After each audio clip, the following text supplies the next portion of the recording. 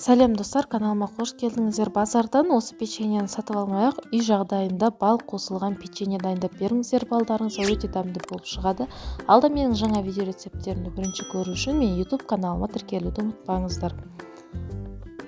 Ең алдымен бізге 2 жұмыртқа керек болады. Үстіне 120 грамм қантымызды салып, венчиктің көмегімен жақсылап араластырамыз. Қанты ерігенше, түсі өзгергенше көпіріп әдемі болып шығу керек. Осымен үстіне 3 ас қасық балымызды қосамыз. Сіздер қандай бал таңдасаңыздар, сіздің печеньеларыңызда сондай дәм беріп тұратын болады. Жақсылап араластырамыз, басы біріккенше. Ендігі кезекте ұнымызды аламыз. Алдын ала ситадан өткізіп алдым. 350 грамм, сосын 8 грамм разрыхлителімізді салып араластырамыз.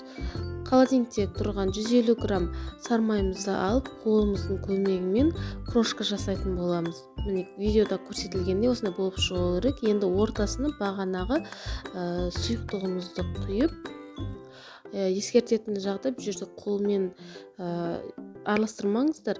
Осындай лопатаның көмегімен немесе қасықтың көмегімен араластырыңыздар.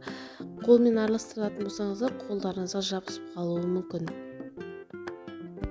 Видеодағы көрсетілгендей осындай консистенция шығу керек. Енді бетін жабамыз да холодильникке 30 минут қоямыз. 30 минут өткен соң осы қасықтың көмегімен форма жасайтын боламыз. Мен үлкендеу жасадым. Сіздер өз қалағандарыңыз жасайтын боласыздар.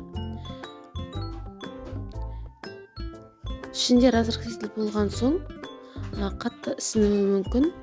Соның үшін алшақ қоюды ұмытпаңыздар. 180 градуста 20-25 минут піседі. Қарап тұрыңыздар. Бал болған соң қарайып кетуі мүмкін. Міне көргендеріңіздей жұмсақ әдемі болып шықты. Осы рецептпен міндетті түрде жасап көріңіздер. Базардан сатып алғанша үй жағдайында құрамы таза болып шығатын печенье. Каналыма тіркелуді ұмытпаңыздар.